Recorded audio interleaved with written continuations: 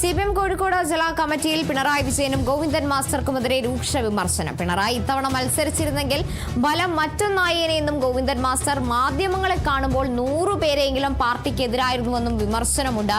Riyas Kemar ഉണ്ട് വിവരങ്ങളുമായി. റിയാസ്, എന്തായാലും CPM-ന് കഴിഞ്ഞ തോൽവിക്ക് പിന്നാലെ വലിയ രീതിയിലുള്ള വിമർശനങ്ങളാണ് അണികൾക്കിടയിൽ തന്നെ ഉണ്ടാകുന്ന സാഹചര്യം നമ്മൾ കണ്ടതാണ്. ഈ ഓരോ അംഗത്തിനും തുറന്നു പറയാൻ സാഹചര്യമുണ്ടെന്ന സംസ്ഥാന സെക്രട്ടേറിയറ്റ് യോഗ തീരുമാനത്തിന്റെ പിൻബലത്തിലാണോ ഈ തുറന്നു പറച്ചിൽ? അങ്ങനെ നമുക്ക് കരുതാൻ സാധിക്കുമോ? CPM എന്ന് പറയുന്ന ഒരു പാർട്ടിയുടെ പ്രത്യേകത അതാണ്. നമ്മൾ ഇനി എന്തൊക്കെ വിമർശനങ്ങൾ CPM എന്ന് പറയുന്ന പ്രസ്ഥാനത്തിനെതിരെ ഉന്നയിച്ചു കഴിഞ്ഞാലും അതിനപ്പുറത്തേക്ക് അതിലെ കൃത്യമായിട്ടുള്ള അംഗത്വമുള്ളവർക്ക് അല്ലെങ്കിൽ അനുഭാവികൾക്ക് ഒക്കെ കൃത്യമായി പാർട്ടി നേതൃത്വത്തെ വിമർശിക്കാൻ, പാർട്ടി യോഗങ്ങളിൽ വിമർശിക്കാനുള്ള ഒരു അധികാരം, അവകാശം അത് CPM-നകത്തുണ്ട്. അത് CPM-ന്റെ ഒരു ഏറ്റവും നല്ലൊരു സൗന്ദര്യമായിട്ടാണ് പൊതുവെ വിലയിരുത്തപ്പെടുന്നത്. പക്ഷെ അത്തരം സ്വാതന്ത്ര്യം ഇപ്പോഴില്ല എന്നുള്ളതാണ് പൊതുവെ CPM-നെതിരെ പൊതുവായി വരുന്ന ഒരു വിമർശനം. നേതൃതലത്തിൽ ചിലർ തീരുമാനം കൈക്കൊള്ളുന്നു, അത് താഴെ തട്ടിലേക്ക് അടിച്ചേൽപ്പിക്കപ്പെടുന്നു എന്ന രീതിയിലേക്ക് പോകുന്നു എന്നുള്ള ഒരു വലതുപക്ഷ വ്യതിയാനം സംഭവിച്ചു എന്ന തരത്തിലുള്ള ആക്ഷേപങ്ങളൊക്കെ പൊതുവെ CPM-നെതിരെ ഉയരുന്നുണ്ട്. അതിനിടെയാണ് ഇപ്പോൾ ഇക്കഴിഞ്ഞ നിയമസഭാ തെരഞ്ഞെടുപ്പിൽ വലിയ പരാജയം ഏറ്റുവാങ്ങിയ CPM സംസ്ഥാന സെക്രട്ടേറിയറ്റ് യോഗത്തിന് ശേഷം ജില്ലാ സെക്രട്ടേറിയറ്റ് യോഗങ്ങളും ജില്ലാ കമ്മിറ്റി യോഗങ്ങളും നടന്നുകൊണ്ടിരിക്കുകയാണ്. കോഴിക്കോടും ഇത്തരത്തിൽ ജില്ലാ സെക്രട്ടേറിയറ്റും ജില്ലാ കമ്മിറ്റി യോഗങ്ങളും ഒക്കെ ചേരുകയുണ്ടായി.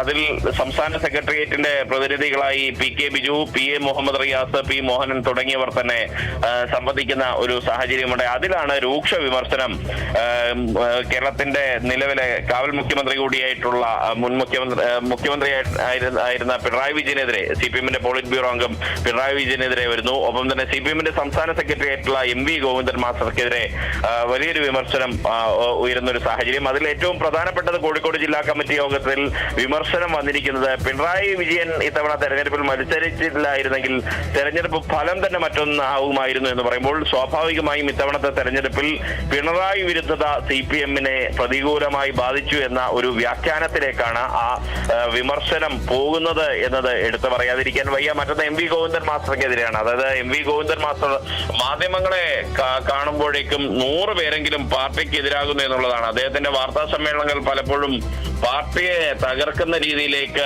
പോകുന്നു, അല്ലെങ്കിൽ പാർട്ടിക്ക് അത് ഗുണം ചെയ്യുന്നില്ല എന്നുള്ള ഒരു വിമർശനം വരികയാണ്. ഒപ്പം തന്നെ ഈ KK ശൈലജ ടീച്ചറെ പേരാവൂരിൽ മത്സരിപ്പിച്ച അതിനെതിരെയും വലിയ വിമർശനമാണ് ഉയർന്നത്. കാരണം സീറ്റ് പിടിച്ചെടുക്കാൻ എന്ന പേരിലാണ് ഉറച്ച മണ്ഡലമായിട്ടുള്ള മട്ടന്നൂരിന്റെ പ്രതിനിധിയായിട്ടുള്ള KK ശൈലജ ടീച്ചറെ ഈ ഫൈറ്റിംഗ് സീറ്റായിട്ടുള്ള, അതായത് LDF-ന് വലിയ സാധ്യതയൊന്നുമില്ലാത്ത പേരാവൂരിൽ മത്സരിപ്പിച്ചത്. അത് അവിടെയുള്ള ജനങ്ങളെ പുച്ഛിക്കുന്ന ഒരു തീരുമാനമായിരുന്നു.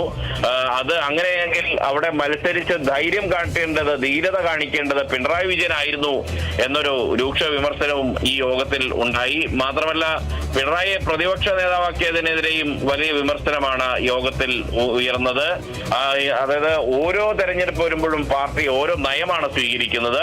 ഈ തങ്ങൾക്കിഷ്ടമുള്ളവരെ മത്സരിപ്പിക്കാൻ ഒരു നയവും ഇഷ്ടമില്ലാത്തവരെ മാറ്റി നിർത്താൻ മറ്റൊരു നയവുമാണ് എന്ന വിമർശനം കൂടി കോഴിക്കോട് ജില്ലാ കമ്മിറ്റിയിൽ ഉണ്ടായി. മാത്രമല്ല, CPM-ന്റെ ജില്ലാ കമ്മിറ്റികളും ജില്ലാ സെക്രട്ടേറിയറ്റുകളും ഒക്കെ നടന്നുകൊണ്ടിരിക്കുന്നു. കണ്ണൂർ ജില്ലാ കമ്മിറ്റിയിലും ജില്ലാ സെക്രട്ടേറിയറ്റിലും ഒക്കെ ഉയർന്ന വിമർശനങ്ങൾ നമ്മൾ കഴിഞ്ഞ ദിവസം റിപ്പോർട്ട് ചെയ്തതാണ്. അതിൽ TK ഗോവിന്ദൻ, V കുഞ്ഞികൃഷ്ണൻ പോലുള്ള പ്രധാനപ്പെട്ട നേതാക്കളെ ചേർത്ത് നിർത്താൻ പോലും ഒരു പരിശ്രമം ഉണ്ടായില്ല എന്ന വിമർശനമൊക്കെ നമ്മൾ റിപ്പോർട്ട് ചെയ്തതാണ്. അതിന് പിന്നാലെയാണ് ഇപ്പോൾ കോഴിക്കോട് ജില്ലാ കമ്മിറ്റിയിലും രൂക്ഷമായ വിമർശനം പിണറായി വിജയനെതിരെയും MV ഗോവിന്ദൻ മാസ്റ്റർക്കെതിരെയും ഉയർന്നു വരുന്നത്. ശരി, വ്യക്തമാണ്. റിയാസ് കെമാറാണ് വിവരങ്ങൾ.